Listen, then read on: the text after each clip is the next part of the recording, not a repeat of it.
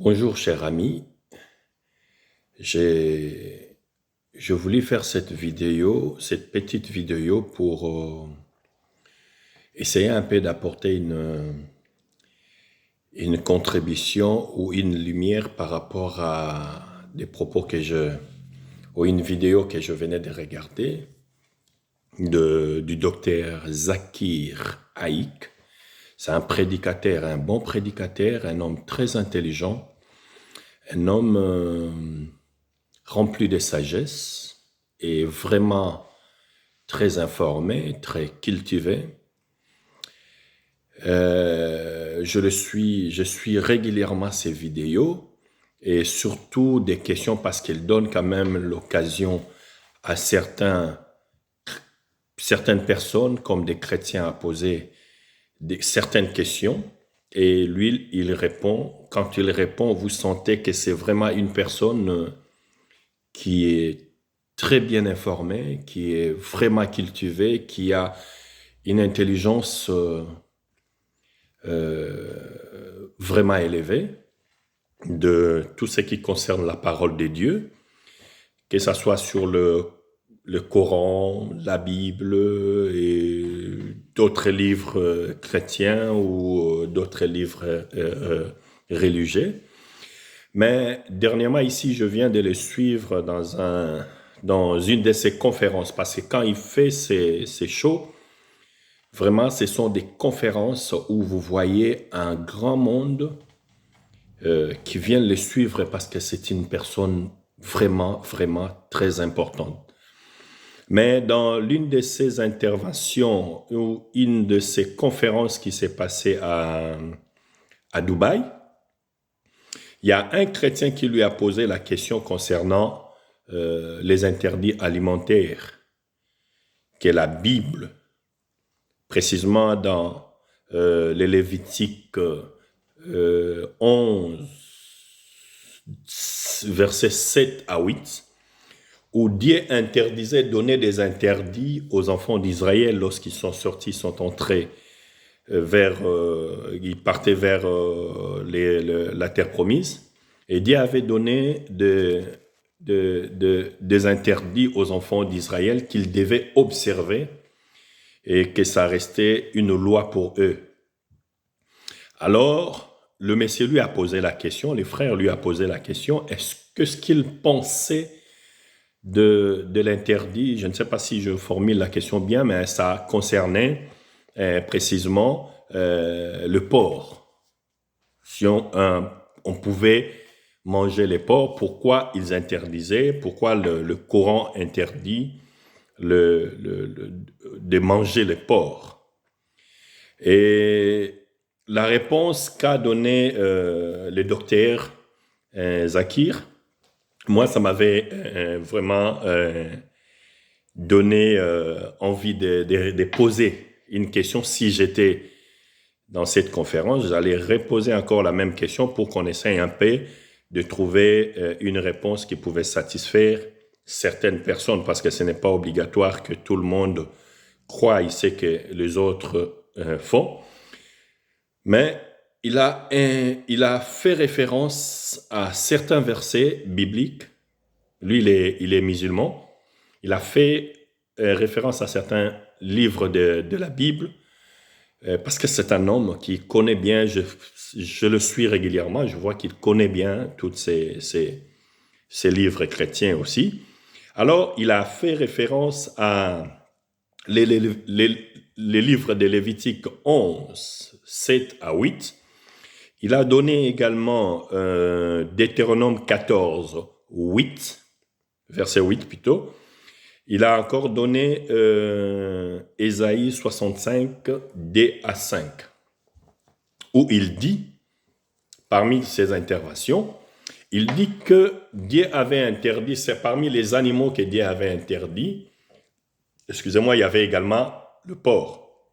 Il dit encore, en se référant à Matthieu 5, versets 17 à 20, où Jésus dit, je ne suis pas venu pour abolir la loi, mais je suis venu pour l'accomplir.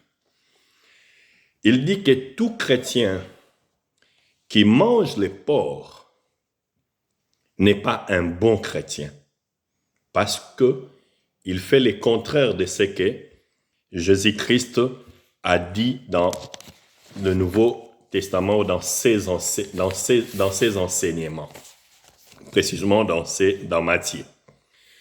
Mais moi, je voulais quand même donner la réponse ici parce que j'avais vu, le frère avait posé la question, il était un peu confus et tout ça. J'ai dit non, frère, quand on est chrétien, quand on défend sa position, sa version, si vous savez que c'est bon, c'est que vous êtes en train, selon votre compréhension, ne cherchez pas à vous compliquer. Moi, j'ai constaté que la réponse du docteur, moi, ça m'avait pas vraiment convaincu parce que quand il dit, c'est la Bible qui dit ça, nulle part dans la Bible, il mettait tout le monde il mettait quiconque en défi de lui montrer là où il était. La Bible autorisait aux chrétiens de manger les porcs. Moi, je vais quand même lui essayer d'apporter aussi ma modeste contribution en disant ceci. Dans le Nouveau Testament, parce que les Lévitiques, c'est l'Ancien Testament, mais dans le Nouveau Testament, il y a plusieurs passages qui abordent cette question des interdits alimentaires établis dans le Lévitique 11. L'enseignement général, en fait, dans le christianisme, tend vers une compréhension de ces règles dans le cadre d'une nouvelle alliance. Je ne sais pas si je me fais comprendre. Je vous donne quand même quelques références clés qui a changé quand même la donne, qui n'a pas la donne, mais qui a changé quand même qui a aboli ou bien qui a effacé ces interdits précisément pour la nouvelle alliance. On va à Marc, dans le livre de Marc 7, versets 18 à 19. J'ai la Bible avec moi, je les lis. Si vous regardez bien, ces versets parlent de la pureté du cœur avant tout. Je ne sais pas si on s'est fait comprendre. On parle de la pureté du cœur avant tout. Jésus déclare dans ces livres-là, c'est le Jésus-Christ qui déclare, il dit, ne comprenez-vous pas que rien de ce du dehors, qui du dehors entre dans l'homme ne peut l'essuyer? Car cela n'entre pas dans les cœurs, mais dans les ventres, puis est évacué dans les lieux secrets. Donc, le verset ici est clair. Ainsi, si vous lisez ces versets, vous comprenez que Jésus-Christ déclare ici la pureté de tous les animaux, ou des aliments, pardon. Excusez-moi, voulais-je dire. Donc, il déclare purs les aliments. Dans ces versets, Jésus nous enseigne que la véritable pureté, mais plutôt la véritable impureté, vient du cœur, pas des aliments. Nos pensées mauvaises, nos péchés, ça vient d'où? Ça ne vient pas de l'aliment, mais c'est de notre cœur. Cela remet en cause les interdits alimentaires comme critère de pureté spirituelle dont a relevé le docteur ou les Lévitiques. Deuxième verset, il y a Acte 10, verset 9 jusqu'à 16. Là, on parle de la vision de Paul, la vision que Paul avait eue. Pierre reçoit une vision dans laquelle Dieu lui montrait des animaux considérés impurs selon la loi de Moïse. selon la loi mosaïque, et lui dit, je lis, ce que Dieu a déclaré pur, ne les regardez pas comme souillés. Cette vision, vous comprendrez avec moi, vous serez d'accord avec moi que cette vision, pour moi, selon ma compréhension, symbolise l'ouverture du salut aux nations païennes. Des nations qui ne sont pas juives. Mais elle est aussi interprétée comme une levée des interdits alimentaires. Gloire à Dieu.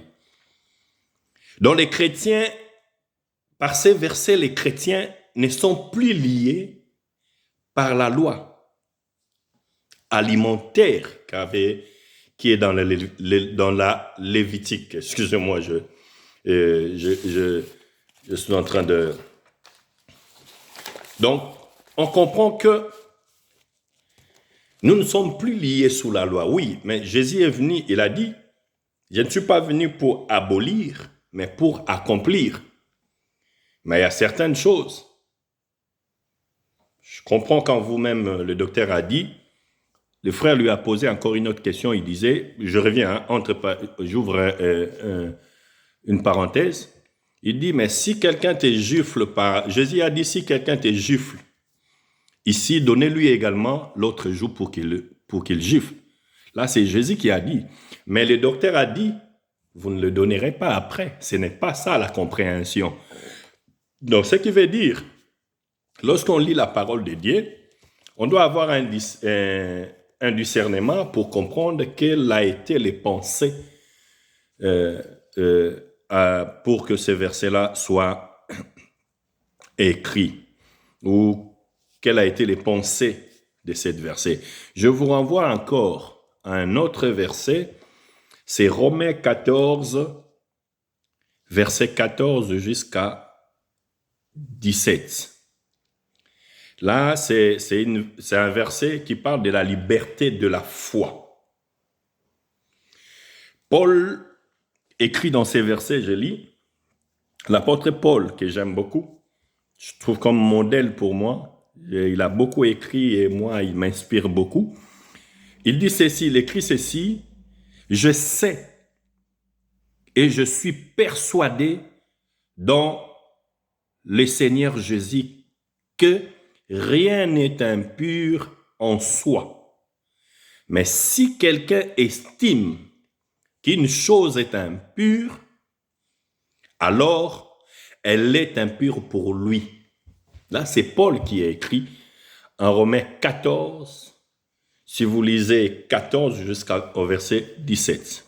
Vous comprendrez cela.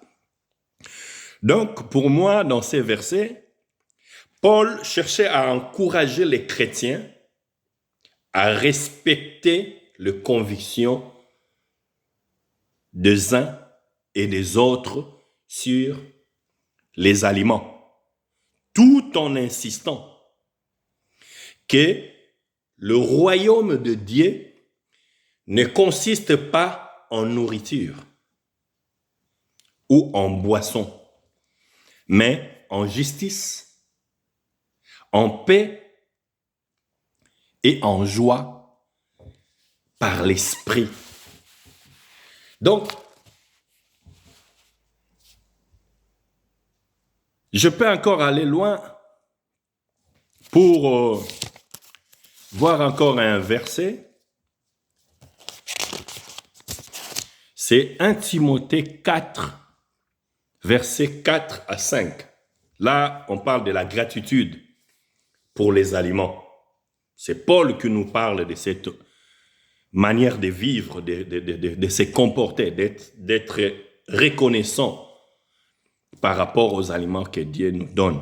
Il écrit ceci, « Car tout ce que Dieu a créé est bon. » Donc, car tout ce que Dieu a créé est bon et rien ne doit être rejeté pourvu qu'on les prenne avec action de grâce.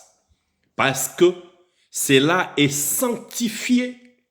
J'insiste, cela est sanctifié par la parole de Dieu. Et c'est la prière.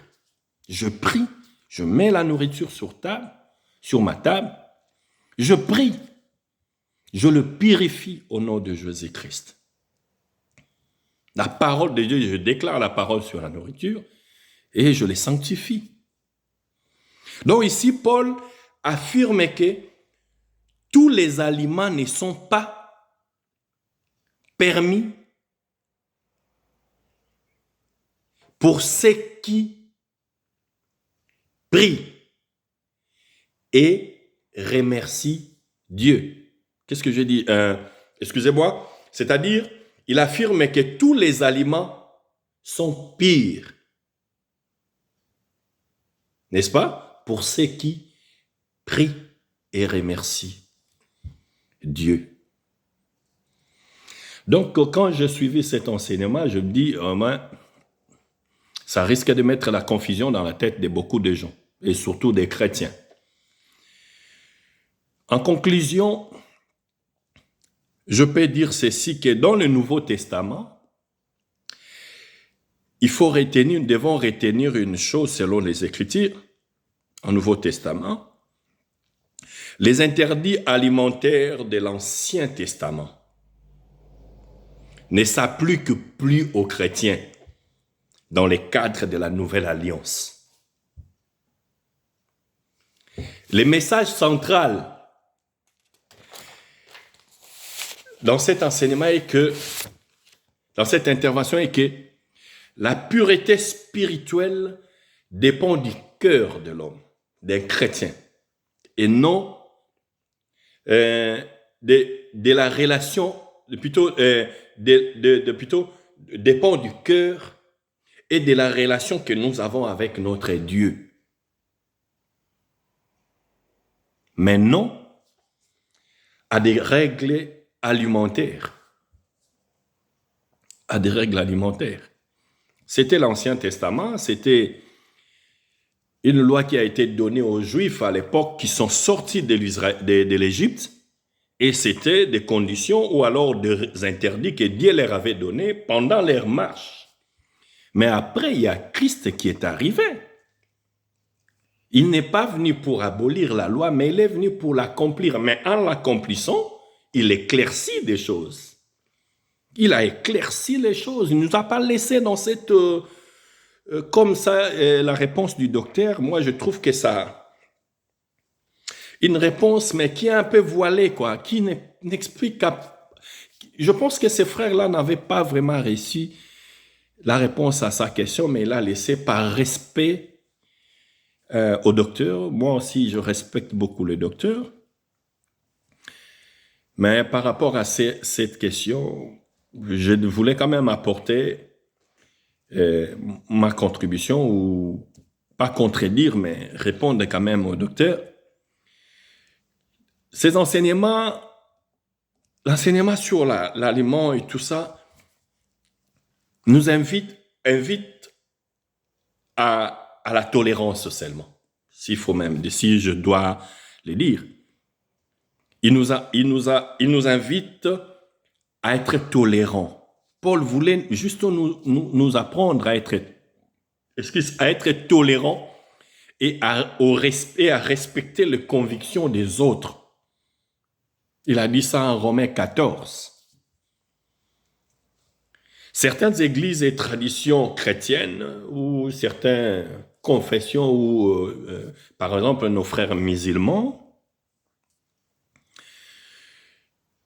continuent à observer. Il n'y a pas que les musulmans, il y a d'autres confessions religieuses ou traditions religieuses également, ou chrétiennes, qui continuent à observer